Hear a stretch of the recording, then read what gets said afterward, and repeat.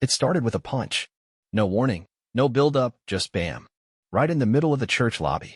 I barely had time to blink before Liam's fist cracked against my jaw, splitting my lip open in front of 70 people in pastel dresses and rented tuxedos.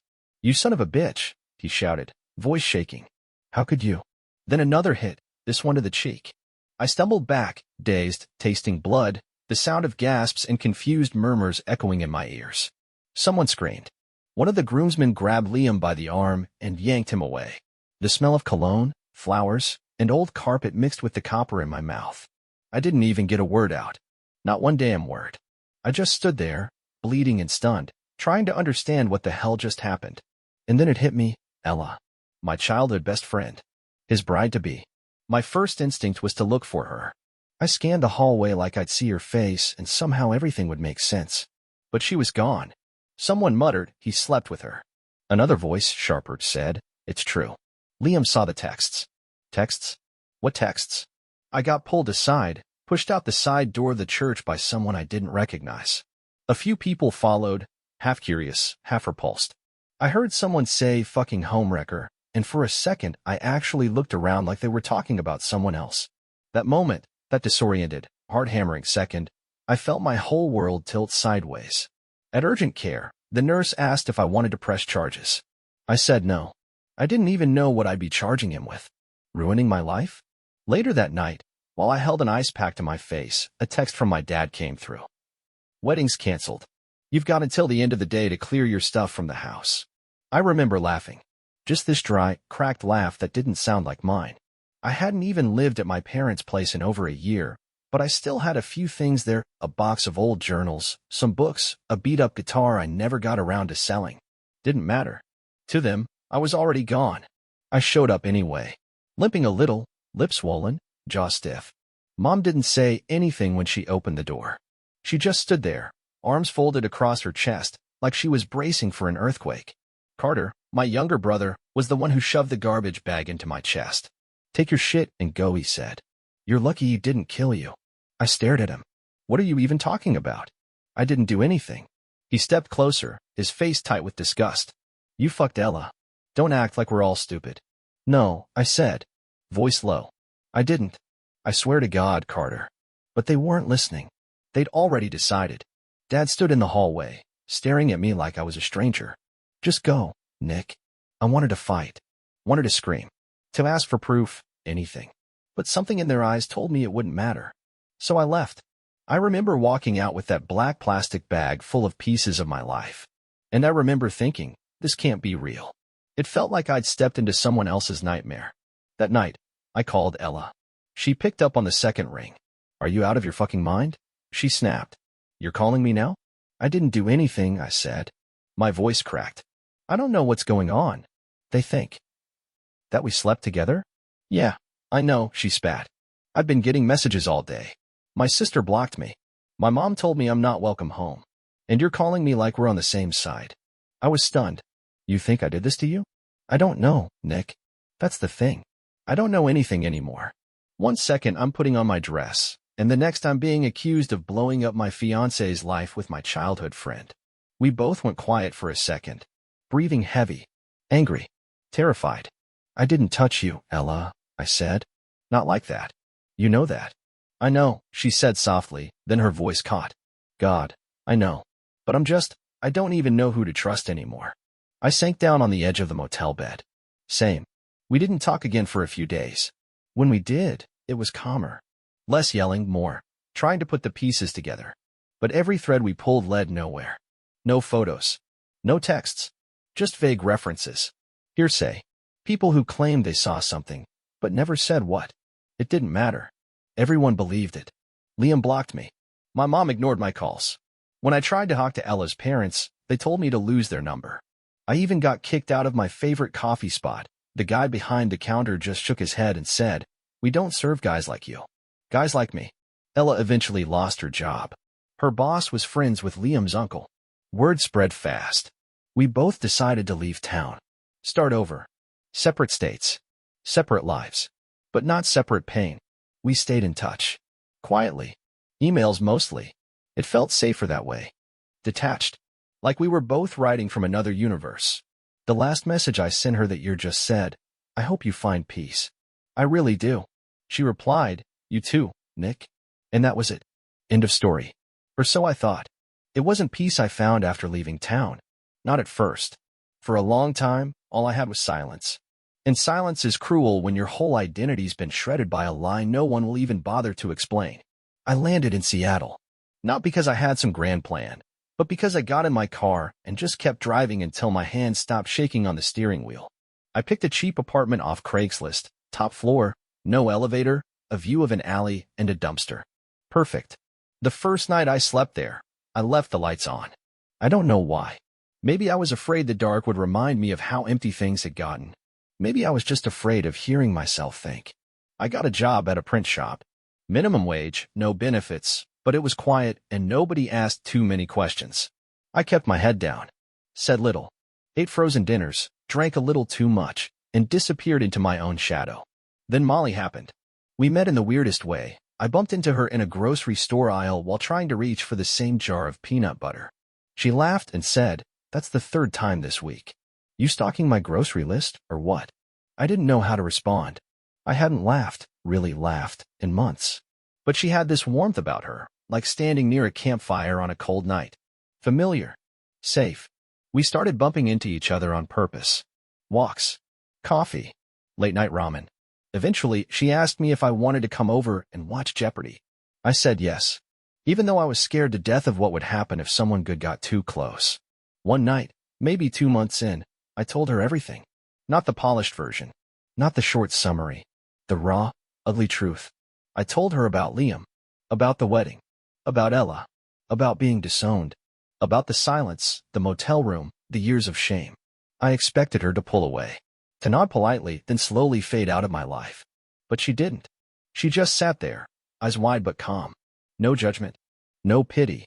When I finished, she reached across the table, squeezed my hand, and said, "People suck. But you're still here. That means something." That was the first night I cried in front of her. Not because I was broken. Because I realized I didn't have to be. Molly didn't try to fix me. She just let me be. And little by little, I started letting go of the constant need to defend myself. The need to prove I wasn't the villain of someone else's story. And then something I never expected happened. Molly stumbled across Ella's name on an old social media thread. A book recommendation post I'd made years ago, one Ella had commented on. Molly recognized her name, clicked through, and saw a picture. She looked up at me, phone in hand. "Is this her?" I nodded. "She commented on your post about The Shining." I was actually going to comment too. "You two like that creepy stuff, huh?" I laughed. "Yeah. Stephen King was our thing when we were kids. We used to trade dog-eared paperbacks like they were currency." She gave me a look.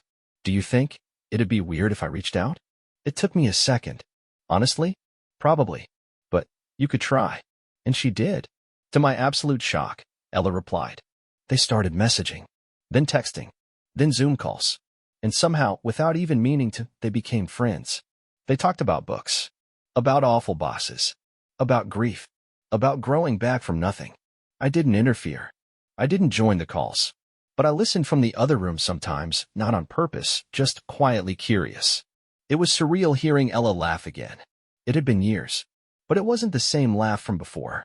It had a little rust in it now, like mine. One night, Molly walked into the kitchen holding a glass of wine and said, "Ella's getting married." I looked up from the sink. "Really?" She nodded. "A guy named Sam. She met him through work. He sounds like a good one." I smiled. "She deserves it." Then she said the words that made my stomach twist. "She wants to invite you to the wedding." I froze, dish still in my hand. The water kept running. "I don't know if that's a good idea," I said. "She told me she doesn't expect anything," Molly added. "But she said she'd like to see you, just to know you're okay." I sat down at the kitchen table, still holding the wet plate like a damn fool. "Do you want to go?" Molly asked, her voice careful. I stared at her for a long second. "Yeah, I think I do." She came over, dried the plate in my hand, and smiled. "Then we'll go." Neither of us knew, of course, none of us did, that going back would crack open every old scar we tried to bury. Because when the past comes knocking, it doesn't ask if you're ready. The wedding was in Santa Rosa, tucked in the hills just far enough from town that it felt like another world. Chloe had chosen a small vineyard surrounded by golden grass and slow, drifting trees. There were strings of soft lights, wine barrels turned into cocktail tables, and that late California sun that made everything look like a painting. It didn't feel like a revenge story. It felt peaceful. I remember gripping the steering wheel a little too tightly as we pulled into the gravel parking lot. Molly placed her hand on mine. "You okay?" I nodded, but I was lying. "Yeah, just weird." She looked over. "We don't have to stay long." "We'll stay," I said. "She deserves that much." When I saw Chloe for the first time in 5 years, she was standing by the vines, barefoot, holding her shoes in one hand and a champagne flute in the other. She spotted us instantly and waved, not dramatically, just a warm, calm kind of wave. Her face lit up in a way I didn't expect. And just like that, I wasn't scared anymore. We hugged. It wasn't tearful. There was no long, heavy silence.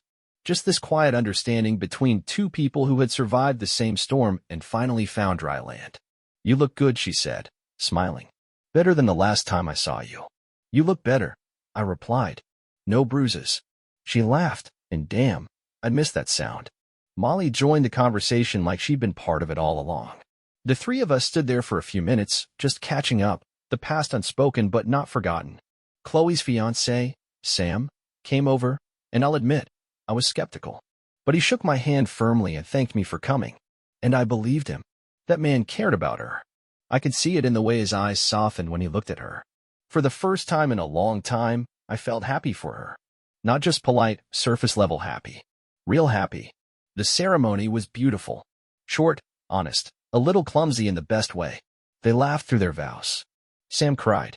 Chloe didn't. During the reception, I wondered a bit. Took in the view. The music. The sounds of glass clinking and laughter. That's when I saw her. Megan. Sitting alone at a table near the back. A half-full wine glass in front of her, untouched. She looked older. Worn out. Her hair was shorter. Her face thinner. But I knew it was her. And she saw me. Her expression didn't change. No guilt. No surprise.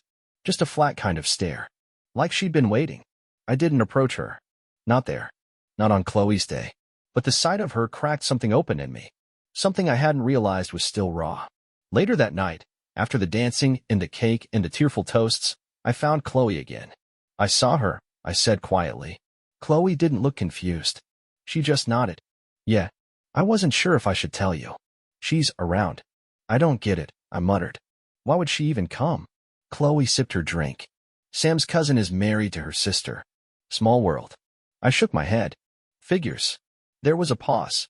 She told Liam the truth, Chloe said, her voice low. 2 years ago. During a fight. Admitted she made it all up. I turned to her slowly. What? Chloe's eyes met mine. Steady. She lied. About everything. She told Liam she never saw us together.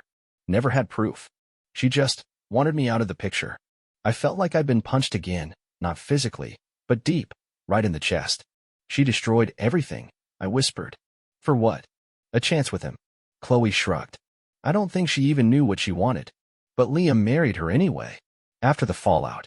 Thought it would fix things. And did it. She gave me a look. They're divorced now. Figures. There was a silence between us. Not uncomfortable, just full. Do you want to talk to him? She asked. I shook my head. No. I don't need that. But apparently he needed me. Because the next day, I got a note. Slipped under the door of our Airbnb. Nick, I need 5 minutes. Please. Liam. I stared at it for a long time. I didn't say anything to Molly right away. Just held it like it might burn me. Eventually, I told her. She didn't try to stop me. She just said, do it if you need to. But don't do it for him. That evening, I drove out to the edge of town. To the pier where Liam and I used to fish as kids. It was stupidly poetic, and I hated that it still meant something to me. He was already there when I pulled up. Sitting on the bench. Same denim jacket he wore the day of the wedding. His hands were clasped between his knees. His posture slumped. He looked up when I stepped onto the dock. Thanks for coming, he said. I didn't reply. Just stood there.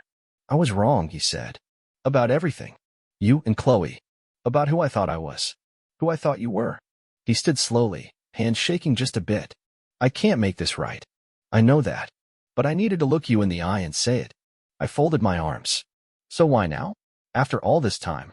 Because Megan told me the truth. And suddenly everything made sense. The way you looked at me that day. The way Chloe didn't defend herself, not because she was guilty, but because she was too hurt to fight back. He exhaled, and his voice cracked. I hated myself, Nick. I still do. I ruined the only good things I had. Yeah, I said finally. You did. We stood there, side by side, not speaking. Then I said, I'm not going to forgive you today. Maybe not ever. But I believe you. He nodded slowly. That's more than I deserve. And it was. I walked away first. Didn't look back. Didn't need to. Back at the house, Molly was waiting on the porch, blanket around her shoulders, wine glass in her hand. She looked up at me, eyes searching. Well, I exhaled. It's done. She smiled softly. Good. And it was. Not fixed, but finished. The drive back to Seattle was quiet. Peaceful, but heavy in that strange way where your brain hasn't caught up with the emotional weight of what just happened. Like your body knows you're done, but your heart's still trying to make sense of it. Molly and I didn't talk much during the drive. We just listened to music, soft indie stuff she loved, stuff I'd never really noticed until I caught myself humming along. Her hand rested on my knee for most of the ride, and every now and then, I'd glance over at her, just to remind myself that she was real, that this was real. We pulled into our parking lot sometime around midnight. Our apartment building looked the same as ever, a little grimy, a little too yellow under the streetlights. But it felt different coming back this time. Like I'd left something out there, on that pier with Liam. Not just the anger, not just the past, but the weight of being the guy who needed to explain himself all the time. I didn't know anyone anything anymore. Later that night, Molly and I curled up on the couch. No TV, no music, just the sound of the fridge humming and the occasional car passing by outside. She rested her head on my shoulder and whispered, You feel lighter. I feel empty, I said, almost laughing, but not in a bad way. Just like I can finally exhale. We sat like that for a while. Then I got up, went to the coat closet, and pulled out the ring. Molly didn't know about it. I'd been carrying it with me for weeks, waiting for the right moment. And weirdly enough, the moment never felt right. Not until now. I held it in my palm for a second, turning it over with my thumb. It wasn't flashy. Just simple silver, like her. Honest. I walked back into the room. She looked up, and her eyes locked onto the box instantly. Her mouth opened slightly. Is that? Yeah, I said, dropping to one knee in front of her, feeling my voice catch a little. Look, I don't have a speech. I didn't plan this out. She let out a breath that was somewhere between a laugh and a sob. I just know that life has been absolute chaos, I continued. And you, somehow, you became the calm in all of it. Tears started falling down her cheeks. I swallowed hard. I want that forever, Molly. If you do too. There was no hesitation. She dropped to her knees right there with me and threw her arms around my neck. Yes, she whispered into my ear. God, yes. We stayed like that for a long time, just holding each other on the floor of our cramped little apartment, hearts pounding like we'd just outrun a hurricane and made it out the other side. I didn't need fireworks. Didn't need a crowd. This was real. Later that week, we video called Chloe. She was in her new house with Sam, sitting on a couch covered in throw pillows that didn't match and a sleepy cat curled at her feet. Molly waved the ring in front of the camera, grinning. Chloe squealed. Finally, I've been waiting for this. Yeah, well, I said, rubbing the back of my neck. Took me a minute. Chloe smiled, then looked at me. Really looked. That kind of look you only give someone who's seen the same hell you have. You did good, Nick. I felt my throat tighten. So did you. We talked for an hour. About wedding plans. Honeymoon spots. Books we were reading. Shows we were watching. Nothing dramatic. Just life. At one point, Chloe leaned into the camera and said, Do you ever think about it? How it could have gone, if things hadn't. I didn't let her finish.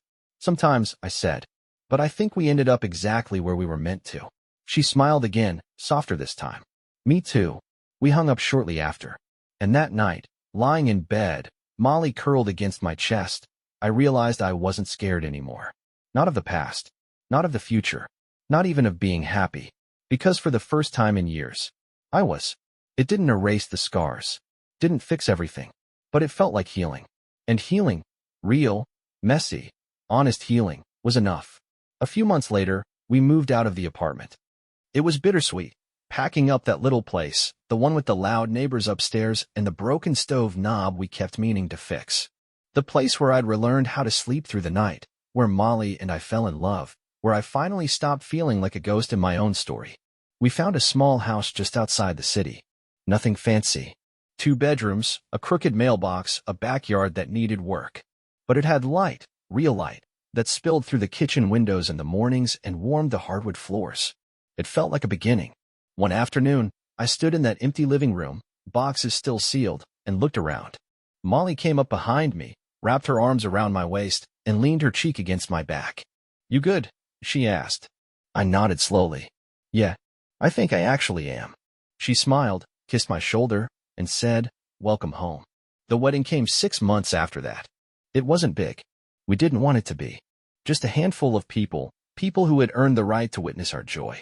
Chloe and Sam came, of course. So did Molly's sister and her weirdly sweet boyfriend who DJ'd weddings on weekends. We got married under a canopy of string lights in our own backyard. Molly wore a white dress that fluttered in the breeze like it didn't belong to the ground. I wore a navy suit that didn't quite fit right because I refused to get it tailored on time. And when we said our vows, I didn't just promise to love her. I promised to let her love me. To not hide the broken pieces. To let this be real even on the hard days. After the ceremony, when the music played and the drinks flowed and laughter echoed against the trees, I slipped away for a moment. Just to breathe. I stood at the edge of the yard, looking up at the stars. And I thought about the boy I was 5 years ago, bleeding in a hallway, holding a trash bag full of memories, watching his entire world collapse. I don't hate that boy anymore. I used to. I used to feel ashamed of him for not fighting back harder, for not screaming louder, for trusting people who never deserved it. But now I feel sorry for him. Because he didn't know that peace was possible, that love would come back around, that sometimes healing starts with being completely destroyed. Behind me, I heard footsteps. Molly. She slipped her hand into mine, no words needed. We just stood there, watching the dark sky shimmer. 2 people who had found each other in the wreckage, who chose each other, again and again. Eventually, I looked at her and whispered, "I never thought I'd get this." She tilted her head. "Get what?" "This. Life," I said. "You." She squeezed my hand. "You deserved it. You just forgot for a while." And maybe I did. But I remember now. And no matter what comes next, I know I'm not walking into it alone. Because the truth is, family isn't who shares your blood. It's who stays when the whole world calls you guilty. It's who listens when no one else will. And it's who stands beside you, long after the story should have ended.